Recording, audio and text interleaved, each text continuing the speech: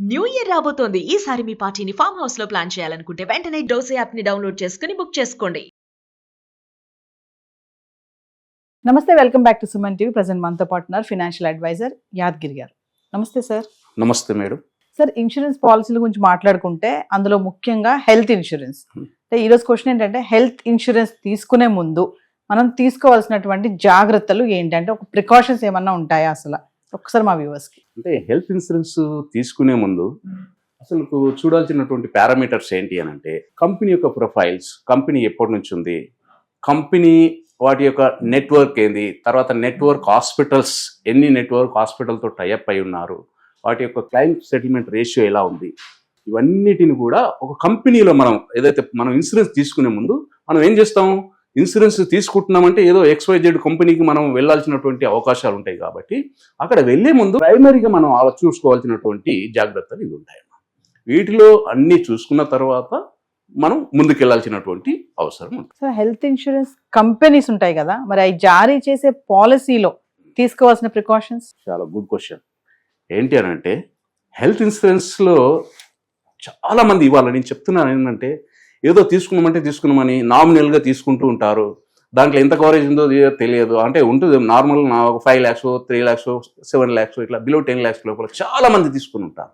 కానీ దాంట్లో ఏమేమి కవర్ అవుతాయి, ఏమేమి కవర్ కావు అనేటువంటి చూసుకునేది చాలా తక్కువ మంది చూసుకుంటుంటారు. అందుకని ఇవాళ ఏదైనా సరే, ఇప్పుడు తీసుకున్న వాళ్ళైనా సరే, ఇంతకుముందు పాలసీలు ఎవరైతే చేసుకుని ఉన్నారో వారు కూడా ఒకసారి దాన్ని రివ్యూ చేసుకోండి.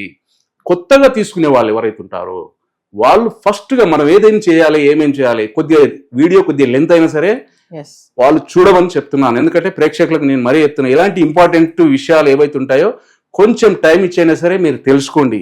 ఎందుకంటే మనం ఏవేవో చూస్తుంటాం, అది కాదు, ఇవి ఇంపార్టెంట్, మనకు ఉపయోగపడేటువంటివి. కొద్దిగా టైం తీసుకొని చూడండి. అంటే దీంట్లో ఏంటమ్మా, మనం ఇన్సూరెన్స్ తీసుకునేటప్పుడు ఏమేమి చూడాలి అంటే మేడం, ఫస్ట్ ఏ పాలసీ తీసుకున్నా, ఏ స్కీమ్లో మనం జాయిన్ అయినా రూమ్ రెంట్ చూసుకోవాలి. రూమ్ రెంట్ ఏంటి, మనం తీసుకునే పాలసీలో రూమ్ రెంట్కి ఏమైనా క్యాప్ ఉందా, లేకపోతే ఎనీ రూమ్ ఉందా, లేకపోతే ఇంత లిమిట్ అని ఉందా, ఏదో ఇవాళ ఎలా ఉన్నాయంటే కొన్ని కంపెనీస్ ఎలా ఉన్నాయి, 1% ఆఫ్ సమ్ అష్యూర్డ్ ఉంటాయి. అంటే ఎంతైతే సమ్ ఇన్ష్యూర్డ్ ఎంతైతే తీసుకుంటామో ఆ సమ్ ఇన్ష్యూర్డ్కు 1%, అంటే ఒకవేళ 5 lakhs తీసుకుంటే 5,000 అంటారు, లేదా సింగిల్ ఏసీ రూమ్ అని అంటారు. తర్వాత ఇట్లాగా ఉంటాయి. కాబట్టి వీటిలో ఏంటి అని అంటే, మనం తీసుకునేటప్పుడు మనం ఎంత సమ్ అష్యూర్డ్ తీసుకుంటున్నామో ఈ సమ్ ఇన్ష్యూర్డ్కు మనకి ఎంత వాళ్ళు ఏమిస్తున్నారు. అంటే ఇక్కడ చాలా కంపెనీస్ ఇవాళ మార్పు జరిగినాయి. ఏంటంటే ఇవాళ IRDA ఏదైతే కొన్ని మార్పులు తీసుకురావడం జరిగింది, అందులో భాగంగానే ఏదైతే కస్టమర్ రిలేటెడ్గా ఉండాలి అనేటువంటి దాన్ని తీసుకురావడం జరిగింది. అందులో భాగంగానే ఇవాళ ఏం చేశారు అని అంటే, రూమ్ రెంట్ల రిస్ట్రిక్షన్ లేకుండా వచ్చాయి. ఎనీ రూమ్ అనేటువంటి వర్డ్ వాడుతున్నారు కంపెనీస్. కాబట్టి ఎనీ రూమ్ ఉండేటువంటి దాంట్లోకి వెళ్ళినప్పుడు అప్పుడు ఏమవుతుంది అని అంటే, మీరు 1% లేకపోతే సింగిల్ ఏసీ రూమో లేకపోతే ఇలాగా ఏదో షేర్ రూమో అనేటువంటిది కాకుండా ఎనీ రూమ్ అన్నప్పుడు మనకు ఒక అవకాశం ఏముంటుందంటే, సింగిల్ ఏసీ రూమ్ పైన మనకు ఒక మంచి ఫ్యూట్ రూమ్ కాదు కానీ అప్ టు లగ్జరీ రూమ్ కావచ్చు, లేదా ఒక మంచి రూమ్ తీసుకునేటువంటి అవకాశం ఉంటుంది. ఎందుకు ఈ రూమ్ రెంట్ ఎందుకు అని అంటే, దీన్ని బట్టే హాస్పిటల్ వాళ్ళు కావాల్సినంత దండుకుంటారు. దాన్ని బాగా గుర్తుపెట్టుకోండి. ఎప్పుడైనా సరే రూమ్ రెంట్ అనేటువంటి దాన్ని చూసుకున్నప్పుడు రూమ్ రెంట్లో మనం ఎంత తీసుకుంటున్నాం. ఫర్ ఎగ్జాంపుల్ మీకు 5 lakhs పాలసీ ఉందో లేకపోతే ఎంత ఉంది, 5 lakhs మీకు రూమ్ రెంట్ పర్ డే 5,000 ఉంది. అదే మనం ఆ పర్టికులర్ హాస్పిటల్కి వెళ్తే వాడు 10,000 అనుకున్నారు, ఒక రూమ్ రెంట్ 10,000 వేశారు. మీరేమనుకుంటారు, నేనేముందులే 4 రోజులు ఉంటాను లేకపోతే 5 రోజులు ఉంటాను, 5,000 రూపీస్ చొప్పున నాకు ఒక 5 into 5 25,000 అవుతుందని మీరు అనుకుంటారు. కానీ ఇక్కడే దాగింది వాటి యొక్క మోసాలు. ఎలా ఉన్నాయంటే, తెలియకుండా కస్టమర్ యొక్క ఆపదలో ఉంటాడు, వాళ్ళ ఎమర్జెన్సీలో అతను ఉంటారు, వీళ్ళు చేసే పనులు ఇలా చేస్తుంటారు. కంపెనీస్ ఏదైతే ఉన్నాయో కంపెనీస్ ఇచ్చిన దాని ప్రకారం వాళ్ళు ఇస్తూ ఉంటారు. ఇక్కడ ఏమవుతుందంటే, ఇక్కడే మిస్లీడింగ్ జరిగిపోతుంటుంది. అరే నేను కంపెనీకి 5 days ఉన్నాను, నాకు 5 days into 5 అన్నప్పుడు నాకు 25,000 అవుతుంది. కానీ ఇక్కడ ఏం జరుగుతుంది అంటే, రూమ్ రెంట్ను బేస్ చేసుకుని అన్ని ఛార్జీలు అక్కడ క్రోడీకరించబడతాయి. డాక్టర్ ఫీజు కావచ్చు, తర్వాత డయాగ్నోస్టిక్ ఛార్జెస్ కావచ్చు, లేకపోతే ఇంకేదైనా ఫీజెస్ కావచ్చు, అన్ని కూడా దాంట్లో భాగంగానే వేయబడతాయి. అప్పుడు ఏమవుతుంది, ఒకవేళ మనం 10,000 రూమ్లో ఉన్నట్టయితే ఆ 10,000 రూమ్ ప్రకారం ఆయన 5 days ఉన్నట్టయితే ఆయనకు ఒక 2 లక్షలు 3 లక్షలు ఆయనకు ఫీజు వేస్తుంది పంపించినట్టయితే, కంపెనీ దగ్గర 5 లక్షలు ఉంది కానీ ఆయన ఒక 3 lakhs ఇచ్చాడు. దీనికి ఎలిజిబిలిటీ యాక్చువల్గా ఇంత ఉండదు. ఆయన ఉన్నటువంటి కంపెనీ ఏం చేస్తాయి, ఈ దానికి ఇంతే అని చెప్పేసి కొన్ని డిజైన్ వాళ్ళు అగ్రీడ్ అయి ఉంటారు. అగ్రీడ్ దాంట్లో ఇంత పర్సెంటేజ్ ప్రకారం ఇంత ఉంది. ఎస్, నేను 2.5 లక్షల కన్నా ఉన్నప్పుడు మీకు అక్కడ వచ్చేది యాక్చువల్గా చూసుకుంటే 1,50,000 వస్తుంది. మీరు ₹1,00,000 ఎక్స్ట్రా మీరు లాస్ అవ్వాల్సినటువంటి అవసరం ఉంటుంది. ఎందుకు ఈ రూమ్ రెంట్ గురించి చెప్తున్నాను నేను. ఇలాగే ఈ రూమ్ రెంట్తో పాటుగా ఏమవుతుందంటే కోపేమెంట్ కూడా వస్తుంది. కొంతమందికి కోపేమెంట్ ఉంటుంది, అంటే కొన్ని కంపెనీస్ కోపేమెంట్స్ చేస్తాయి. కోపేమెంట్ అన్నప్పుడు ఏమవుతుందంటే ఏజ్ ప్రకారంగా ఒక 60+ అయినటువంటి వాళ్ళకు కంపెనీ ఏం చేస్తుందంటే కోపేమెంట్ 10%, 20% అని కోపేమెంట్ సిస్టమ్ కూడా తీసుకొచ్చింది. ఇప్పుడు కొన్ని కంపెనీలు ఇప్పుడు ఆల్రెడీ కొత్తగా వచ్చే ఏవైతే స్కీమ్స్లలో అవి కూడా తీసేయడం జరుగుతుంది. ఇంతకుముందు ఉన్నటువంటి దాంట్లో నేను అందుకే చెప్తున్నా, మీరు ఇంతకుముందు ఎవరైనా చేసుకుని ఉన్నటువంటి వాళ్ళు కోపేమెంట్ ఆప్షన్ ఉందా చూసుకోండి. లేదా కోపేమెంట్ ఉన్నట్టయితే దాంట్లో ఎంతవరకు కోపేమెంట్ ఉంది, ఆ కోపేమెంట్ వల్ల కూడా కస్టమర్ అనేవాడు లాస్ అయిపోతారు. కాబట్టి అది వాస్తవానికి ఆయనకు తెలియదు, తీసుకుంటాడు. కోపేమెంట్ అంటే ఏందో తెలియదు. కోపేమెంట్ అంటే ఫర్ ఎగ్జాంపుల్ ఒక ₹1,00,000 మనకు ఖర్చు అయినట్టయితే ₹1,00,000 ఆయన ఎంత పర్సెంటేజ్ కోపేమెంట్ ఉంది, 10% ఉంటే 10,000 పేమెంట్ చేయాలి. ఆయన 20% ఉంటే 20,000 పేమెంట్ చేయాలి. రిమైనింగ్ అమౌంట్ అనేది కంపెనీ పే చేస్తుంది. అది కోపేమెంట్ సిస్టమ్. అందువల్ల అవి కూడా మనం చూసుకోవాలి. అదేవిధంగా డిసీజ్ వైజ్గా సబ్ లిమిట్స్ ఉంటాయి. అంటే అన్ని కంపెనీ ఆల్మోస్ట్ ఇంతవరకు అన్ని కంపెనీస్ కూడా సబ్ లిమిట్స్తోనే వచ్చినాయి. ఇప్పుడు ఇంతకుముందు అదే చెప్తున్నాను, ఇవన్నీ మీరు కొద్దిగా ఆలోచించుకోండి, చూసుకోండి సబ్ లిమిట్స్ ఎలా ఉన్నాయి. ఫర్ ఎగ్జాంపుల్ క్యాటరాక్ట్ కావచ్చు, నీ సర్జరీస్ కావచ్చు, లేదా మనకు ఇంకా వేరే ఏదైనా ఉంటే వీటన్నిటికీ సబ్ లిమిట్స్ పెడతారు. ఎలాగా, ఫర్ ఎగ్జాంపుల్ మనకు ఒక 10 lakhs ఉంటే మీకు ఇక్కడ 2 lakhs కవర్ చేస్తాము అని అంటారు. అలాంటి వాటి ఏమైనా ఉన్నాయా చూసుకోండి. అలాంటివి లేకుండా ఇప్పుడు ఏం చేస్తున్నారు అంటే up to the sum insured అంటున్నారు. అంటే 10 lakhs ఉంటే 10 lakhs వరకు కూడా మేము కవర్ చేస్తాము అని చెప్తున్నారు. లేదా యాక్చువల్ ఎంతైతే యాక్చువల్ ఖర్చు అవుతుందో యాక్చువల్ని కూడా మేము కవర్ చేస్తామని ఇప్పుడు చెప్తున్నారు. కాబట్టి ఇలాగా వీటన్నిటిని చూసుకోవాల్సినటువంటి అవసరం ఉంటుంది. ఏది సబ్ లిమిట్స్, తర్వాత మనకు ఏదైతే కోపేమెంట్, రూమ్ రెంట్. ఇదే కాకుండా ఇంకేంటి అని అంటే రూమ్ రెంట్తో పాటుగా డే కేర్ ప్రొసీజర్ ఏదైతుందో ట్రీట్మెంట్ ఉంటాయి. డే కేర్ ట్రీట్మెంట్ అంటే ఏంటి అని అంటే ఇవాళ ఇంతకుముందు హాస్పిటల్స్ మనం జాయిన్ కావాలంటే 24 hours హాస్పిటలైజేషన్ అవ్వాల్సినటువంటి అవసరం ఉంది. కానీ ఇవాళ లేటెస్ట్గా వచ్చిన టెక్నాలజీ వల్ల, లేటెస్ట్గా మనకు మెడికల్ సైన్స్లో జరుగుతున్నటువంటి డెవలప్మెంట్ వల్ల చాలా రకాల జబ్బులకు ఇవాళ 24 hours హాస్పిటలైజేషన్ అవ్వాల్సిన అవసరం లేదు. అలాగా వెళ్ళి కొన్ని అవర్స్ మాత్రమే హాస్పిటల్ ఉంటాం, తర్వాత ట్రీట్మెంట్ అయిపోతుంది, మనం మళ్ళీ ఇంటికి కూడా రావడం జరుగుతుంది. దాంట్లో భాగంగా క్యాటరాక్ట్ కావచ్చు, లేకపోతే కిడ్నీలో స్టోన్స్ కావచ్చు, తర్వాత ఇంకా ఈవెన్ దో మనకు హార్ట్లో ఉన్నటువంటి ఏదైతుందో యాంజియోగ్రామ్స్ ఇలాగ ఏవైతే ఉంటాయో వాటిని చేయడం కావచ్చు, వీటన్నిటిని కూడా వితిన్ అవర్స్లలో కంప్లీట్ అయిపోతున్నాయి. కాబట్టి వీటన్నిటిని కూడా చూసుకొని డే కేర్లో ఏమేమి కవర్ చేస్తున్నారు, దాంట్లో కూడా కొన్ని లిమిట్స్ పెడతారు. అలా లిమిట్స్ ఉన్నాయా, లేదా యాక్చువల్ ఉందా, లేదా అప్ టు సమ్ ఇన్ష్యూర్డ్ ఉన్నాయా, వాటిని చూసుకొని వాటితో పాటుగా ఎంపిక చేసుకొని ముందుకు వెళ్ళాల్సినటువంటి అవసరం ఉంది. దీనివల్ల ఏంటి అని అంటే దీనివల్ల కూడా చాలా లాస్ అవుతారు. అంటే ఇవన్నీ ఎందుకు అంటే ఒక్కొక్కటిగా మనం పాయింట్లను చూసుకున్నట్టయితే దాంట్లో ఏవైతే మనకు ఉపయోగపడుతున్నాయో, అంటే వాస్తవానికి వాళ్ళ ఉండేది వాళ్ళకు ఉంటాయి. కానీ మనం చూసుకోవాల్సింది, మనం ఇప్పుడు ఒక కాంట్రాక్ట్ వెళ్తున్నాము అంటే ఎంతకైతే తీసుకుంటున్నామో 10 లక్షల, 15 లక్షల, 20 లక్షల మన ఫ్యామిలీ మన నేడుని బట్టి రేపొద్దున తీసుకునేటువంటి దీంట్లో ఇవన్నీ చూసుకోవాల్సినటువంటి అవసరం ఉంటుంది. అదేవిధంగా ప్రీ అండ్ పోస్ట్ హాస్పిటలైజేషన్ ఎలా ఉంటాయంటే కొంతమంది 30 days 60 days ఉండేది, తర్వాత 60 days 90 daysకి మారింది. ఇప్పుడు లేటెస్ట్గా ఏం చేశారు అంటే 90 days 180 daysకు మార్చడం జరిగింది. అంటే ప్రీ పోస్ట్ హాస్పిటలైజేషన్ అంటే ఏంటి అంటే మనం హాస్పిటల్ ఏదైనా కారణం చేత హాస్పిటల్లో జాయిన్ అయ్యేదానికన్నా ముందు ఎంత ఖర్చు అవుతుందో వాటిని అది 3 నెలల వరకు ఇవాళ ఇస్తున్నాయి, ఆఫర్ చేస్తున్నాయి. 2 నెలలు 3 నెలలు ఇలాగ ఆఫర్ చేస్తున్నాయి. అంటే మనం వెళ్తాం ఏదో ఒక కారణం చేత ఏదో ఒక డిసీజ్ వల్ల మనం ఇక్కడ వెళ్ళి డయాగ్నోజ్ చేసుకొని చూసుకున్నటువంటి ఆ ఖర్చులు కూడా వాటన్నిటిని కూడా హాస్పిటల్లో అడ్మిట్ అయ్యేదానికన్నా ముందు ఇప్పుడు ఆఫర్ చేస్తున్నాయి కొన్ని కంపెనీస్. 3 months వరకు కూడా మీరు ఏదైతే చూయించుకుంటారో ఆ యొక్క అమౌంట్ను కూడా మేము ఇస్తాము అని చెప్తున్నారు. అదేవిధంగా హాస్పిటల్ అడ్మిట్ అయ్యాం, ట్రీట్మెంట్ అయిపోయి మళ్ళీ మనం బయటకు వచ్చేసాం. తద్వారా ఇంకా కొన్ని టెస్టులు ఉంటాయి. హాస్పిటల్ అప్పుడే వచ్చేసిన తర్వాత అప్పుడే మనం అది కాము, 1-2 సార్లు రివ్యూ ఉంటుంది, వాళ్ళ డాక్టర్ని కలవాల్సి ఉంటుంది, ఆయన కొన్ని టెస్టులు రాస్తాడు, కొన్ని మందులు ఉంటాయి, డయాగ్నోజ్ చేయడం జరుగుతుంది. ఇంకా మళ్ళీ ఆఫ్టర్ ఏదైతే ఉంటుందో హాస్పిటలైజేషన్ తర్వాత అప్పుడు కూడా అయినటువంటి ఖర్చులను ఇవాళ 6 నెలల వరకు కూడా కవర్ చేస్తామని చెప్తున్నాయి. అలాంటి వాటిని మనం చూసుకోవాలి. అదేవిధంగా ఈ ప్రీ అండ్ పోస్ట్ హాస్పిటలైజేషనే కాకుండా ఇంకా కొన్ని ఉన్నాయి. ఏంటి అదంటే ఇందులో ఇనిషియల్ వెయిటింగ్ పీరియడ్స్ ఉంటాయి. ఇనిషియల్ వెయిటింగ్ పీరియడ్ అంటే ఏ కంపెనీ అయినా సరే కొన్ని ఇనిషియల్ వెయిటింగ్ పీరియడ్ పెడుతుంది. ఆ ఇనిషియల్ వెయిటింగ్ పీరియడ్ ఏంటి అని అంటే ఫస్ట్ 30 days ఏ కంపెనీ అయినా కానివ్వండి, ఫస్ట్ 30 days 1 month వరకు ఏవి కవర్ చేయదు. మనం తీసుకున్న పాలసీ తీసుకున్నాక ఏవి కవర్ చేయదు. 30 months తర్వాత కొన్ని ఏవైతే ఉంటాయో ఒక 2 years వరకు కొన్ని డిసీజ్కు వెయిటింగ్ పీరియడ్ ఇస్తారు. అంటే స్పెసిఫైడ్ డిసీజ్కు ఒక 24 months లేదా 2 years వరకు వెయిటింగ్ పీరియడ్స్ ఉంటాయి. అదే కాకుండా కొన్నింటికి పిఈడి అంటాం. పిఈడి అంటే పీ అడ్జస్టింగ్ డిసీజ్, అంటే ఇంతకు ముందే మనం ఏదో వ్యాధితో బాధపడుతున్నాం. ఆ వ్యాధి ఇవాళ మనం ఈ పాలసీ తీసుకుంటున్న ఈ స్కీమ్లో వస్తున్నాము అంటే అది వాళ్ళ డిసిజన్, కంపెనీ ఇస్తుందో ఏదో వాళ్ళ డిసిజన్. ఒకవేళ ఇస్తే వాటికి కొన్ని వెయిటింగ్ పీరియడ్స్ ఉంటాయి.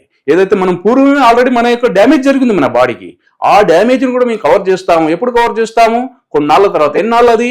36 నెలలు లేదా 3 సంవత్సరాల వరకు కామన్గా ఉంటాయి. అయితే ఇలాగా వాటి యొక్క కండిషన్స్ ఉంటాయి. అందులో భాగంగా ఇవాళ ఏం చేస్తున్నాయి కొన్ని కంపెనీస్ అని అంటే ఆ డిసీజ్ని కూడా మేము తగ్గిస్తాము, 31 days నుంచి మేము ఇవ్వగలుగుతాము, కాకపోతే కొంచెం రుసుము చెల్లించుకోవాలి అని చెప్తున్నాయి. అలా కూడా తీసుకునేటువంటి అవకాశాలు ఉన్నాయి. ఏదేమైనా ఫస్ట్ నేను చెప్పేది ఏంటంటే ఏదేమైనా మనం తీసుకునే ముందు 1-2 సార్లు ఆలోచించుకోవాలి. ఆలోచించుకొని మనం ముందుకు వెళ్ళాల్సినటువంటి అవసరం ఉంటుంది. సో ఫ్రీజ్ యువర్ ఏజ్ అని అంటారు, అది ఒకటి. మళ్ళీ కో పేమెంట్ అంటారు. మీరు ఇందాక చెప్పారు ఇనిషియల్ వెయిటింగ్ పీరియడ్ అని. ఒకసారి వీటి గురించి సార్. ఎప్పుడైతే ఫ్రీజ్ యువర్ ఏజ్ అంటే ఇదొక మంచి అంటే డెవలప్మెంట్ అనుకోవాలి. ఇన్సూరెన్స్ కంపెనీలు కావచ్చు, యాజ్ వెల్ యాజ్ మన యాజ్ ఏ కస్టమర్గా కావచ్చు. ఎవరైనా ఎంగేజ్లో ఉన్న వాళ్ళు ఇన్సూరెన్స్ తీసుకుంటారు. ఇన్సూరెన్స్ తీసుకున్నప్పుడు ఆ పర్టికులర్ పర్సన్ ఒక 25 years అలాగా ఉండి ఉంటాడు, లేదా వాళ్ళ ఫ్యామిలీ ఉంటుంది. 25-30 yearsలో వాళ్ళకు ఒక ఫ్యామిలీ ఉంటుంది. అప్పుడు వాళ్ళు జాయిన్ అవుతారు. జాయిన్ అయిన తర్వాత కొన్ని ఫ్యామిలీస్ ఏం చేస్తారంటే పేమెంట్ చేస్తుంటాయి, కంపెనీస్కి పేమెంట్ చేస్తుంటాయి, కానీ వాళ్ళు ఎక్కడ క్లెయిమ్ చేయరు, కడుతూ వెళ్తుంటారు. నేను 5 సంవత్సరాలు కట్టాను, లేదా 6 సంవత్సరాలు కట్టాను, 7 సంవత్సరాలు కట్టాను, నాకేం ప్రయోజనం లేదు, నేను ఇలా కడుతూనే పోతున్నాను అనేటువంటి దాంట్లోకి వస్తుంటారు కస్టమర్. కానీ ఎప్పుడైనా సరే ఫ్రీజ్ యువర్ ఏజ్ అనేటువంటిది మీరు ఎప్పుడైతే తీసుకుంటారో, మీరు ఎక్కడైతే క్లెయిమ్ చేయరో, for example up to 55-56 years వరకు కొన్ని కంపెనీస్ ఇస్తున్నాయి. దీంట్లో ఎంగేజ్లో జాయిన్ అయిన వాళ్ళు కడుతూ వెళ్తున్న క్రమంలో ఫస్ట్ స్టార్టింగ్లో ఏదైతే అమౌంట్ పేమెంట్ చేస్తారో అదే పేమెంట్ అప్పటి వరకు పేమెంట్ చేయాల్సిన అవసరం ఉంటుంది. దీన్ని ఫ్రీజ్ యువర్ ఏజ్ అని అంటాం. యాక్చువల్గా ఏంది, కంపెనీలు ఏం చేస్తాయి, యాజ్ పర్ ఏదైతే ఉంటుందో ఏజ్ ప్రకారంగా. ఇప్పుడు ఫర్ ఎగ్జాంపుల్ 18-35 years వరకు ఒక స్లాబ్ ఉంటుంది, 36-45 years ఇంకొక స్లాబ్ ఉంటుంది, 46-50 years ఇంకొక స్లాబ్ ఉంటుంది. ఇలాగా ఇయర్స్ పెరిగే కొద్దీ వాటి యొక్క స్లాబ్స్ పెరుగుతాయి. స్లాబ్ పెరిగినప్పుడు ఏమవుతుంది, అమౌంట్ పెరుగుతుంది. కాబట్టి ఫ్రీజ్ యువర్ ఏజ్ అన్నప్పుడు ఇలాగ ఎవరైతే క్లెయిమ్ చేయరో అలాంటి వారికి ఇది ఒక మంచి వెసులుబాటు అనమాట. ఇది తీసుకోవచ్చు అనమాట. తీసుకున్నట్టయితే ఎప్పటి వరకు క్లెయిమ్ చేయరో అప్పటి వరకు దీన్ని వాడుకోవచ్చు. అదే విధంగా కోపేమెంట్ అన్నారు. కోపేమెంట్ ఇప్పుడు అదే చెప్పాం కదా, ఇందాక చెప్పినట్టు కోపేమెంట్ ఏదైతే ఉందో ఆ కోపేమెంట్ అప్ టు మనకు 60 years తర్వాత కోపేమెంట్ ఆప్షన్ అనేది ఇస్తారు చాలా వరకు. వాటిలో కూడా లేకుండా ఇవాళ చాలా కంపెనీస్ ఆఫర్ చేస్తున్నాయి, ఎలాంటి కోపేమెంట్ లేకుండా ఆఫర్ చేస్తున్నాయి. అలాంటి వాటిని కూడా చూసుకొని తీసుకోవాల్సినటువంటి అవసరం ఉంటుంది. అదే విధంగా ఇప్పుడు ఫర్ ఎగ్జాంపుల్ ఏది అన్లిమిటెడ్ రిస్టోరేషన్ అని వచ్చింది. ఇప్పుడు ఇంతకుముందు ఒక సమ్మర్ష్యూడ్ తీసుకుని ఒక 10 lakhs తీసుకున్నారమ్మా, మీ ఫ్యామిలీకి ఒక 10 lakhs పాలసీ తీసుకున్నారు. ఆ 10 lakhs పాలసీ కంప్లీట్ అయిపోతే ఇంకేం ఉండదు వాస్తవానికి. కానీ ఆ మధ్యలో కొన్నాళ్ళ క్రితం ఏం చేశారు, రిస్టోరేషన్ ఒక 3 times రిస్టోరేషన్ లేదా 4 times రిస్టోరేషన్ అనేటువంటి స్కీమ్ తీసుకురావడం జరిగింది.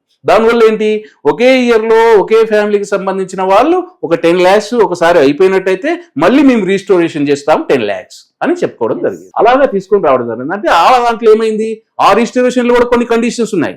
పూర్తిగా అయిపోయిన తర్వాతనే రిస్టోరేషన్ చేస్తాం, 10 lakhs పూర్తిగా అయిపోతేనే మేము రిస్టోరేషన్, లేదా 20 lakhs పూర్తిగా అయిపోతేనే రిస్టోరేషన్ చేస్తాం అనేటువంటి కండిషన్తో తీసుకురావడం జరిగింది. అలాగా అవి పోయి ఇప్పుడు ఏమైందంటే అన్లిమిటెడ్ రిస్టోరేషన్ వచ్చింది. అన్లిమిటెడ్ రిస్టోరేషన్ అంటే ఏంటి, ఫర్ ఎగ్జాంపుల్ ఏదో ఒక 10 lakhs పాలసీ తీసుకున్నారు ఫ్యామిలీకి, అందులో ఎవరో ఒకరికి హాస్పిటలైజేషన్ అయ్యారు. హాస్పిటలైజేషన్లో అయితే అందులో ఒక 5 to 6 lakhs అవసరం పడింది, అయిపోయింది. అక్కడ రిమైనింగ్ ఎంత ఉంటుంది, యాక్చువల్గా 4 lakhs కానీ 5 lakhs కానీ ఉంటుంది. అయితే వచ్చిన వెంబడే మళ్ళీ అందులో 10 lakhs ఉంటుంది లిమిట్. అంటే ఏంది, అన్లిమిటెడ్ రిస్టోరేషన్. మనం హాస్పిటల్కి వెళ్ళి బయటకు వచ్చేసాం, మనకు ఆల్రెడీ ఉండాల్సింది యాక్చువల్గా 5-6 lakhs అయిపోతే మనకు ఒక 4 to 5 lakhs అనేది అందులో ఉండాలి. కానీ ఇవాళ అలా కాకుండా మీరు ఎంత అయితే ఉందో అంత ఖచ్చితంగా ఉంటుంది. అంటే ఒక రకంగా చెప్పాలంటే ఒక నిండుకుండలాగా, నిండుకుండలో ఎన్ని నీళ్ళు చేసినా అది తొలకకుండా ఎలా ఉంటుందో అలాగే నిండుకుండలాగా ఇది ఎప్పటికీ మన యొక్క ఎంత తీసుకున్నామో సమ్మిన్ష్యూర్డ్, ఆ సమ్మిన్ష్యూర్డ్ ఖచ్చితంగా ఎప్పుడు కూడా అంతే ఉంటుందన్నమాట. దానివల్ల ఉపయోగం ఏంటంటే కస్టమర్కి చాలా బెనిఫిట్ ఇది. ఎందుకంటే కొన్ని సందర్భాల్లో అనుకోని కారణం చేత మనం వెళ్తాము, అయిపోతుంది, మళ్ళీ వస్తాము, మళ్ళీ మన ఫ్యామిలీలో ఎవరికో అవుతుంది, అలాంటి సందర్భంలో వాడుకోవచ్చు. లేదా ఒకే పర్సన్ ఒకే డిసీజ్ కూడా మళ్ళీ వెళ్ళాల్సినటువంటి అవసరం కూడా వస్తుంది కొన్ని సందర్భాల్లో. అలాంటి సందర్భంలో కూడా ఇది చాలా మంచిగా ఉపయోగపడుతుంది, అన్లిమిటెడ్ రిస్టోరేషన్. కాబట్టి ఇలాంటివి కూడా చూసుకోవాల్సినటువంటి అవసరం ఉంటుంది. ఇదే కాదు, ఇవాళ కొన్ని కంపెనీస్ ఏం చేస్తున్నాయి అంటే కొద్దిగా ఎక్స్ట్రా ప్రీమియం పే చేస్తే వాళ్ళు మీరు unlimited restore, for example 10 lakhs తీసుకున్నారు, మీరు ఏం వాడలేదు లేదా వాడారు, ఇలాగ వాడినా వాడకపోయినా మీకు ప్రతి సంవత్సరం మీరు ఎంతైతే తీసుకున్నారో అంత మేము యాడ్ చేస్తామని చెప్తున్నాయి కొన్ని కంపెనీలు. అన్లిమిటెడ్గా మీకు ఒక లిమిట్ పెరిగే విధంగా కొన్ని అట్లాంటి ఆఫర్లు కూడా వస్తున్నాయి. కాబట్టి ఇలాంటివన్నీ చూసుకోవడం వలన ఇవాళ ఎందుకు ఇవన్నీ వస్తున్నాయి అంటే కస్టమర్ నీడ్కి అనుగుణంగా వస్తున్నాయి. IRDA కావచ్చు, వీళ్ళు ఏదైతే ఉన్నాయో తీసుకునే నిర్ణయాల వల్ల ఇవాళ కస్టమర్ ఫ్రెండ్లీ పాలసీలు తీసుకురమ్మని చెప్పడం జరిగింది.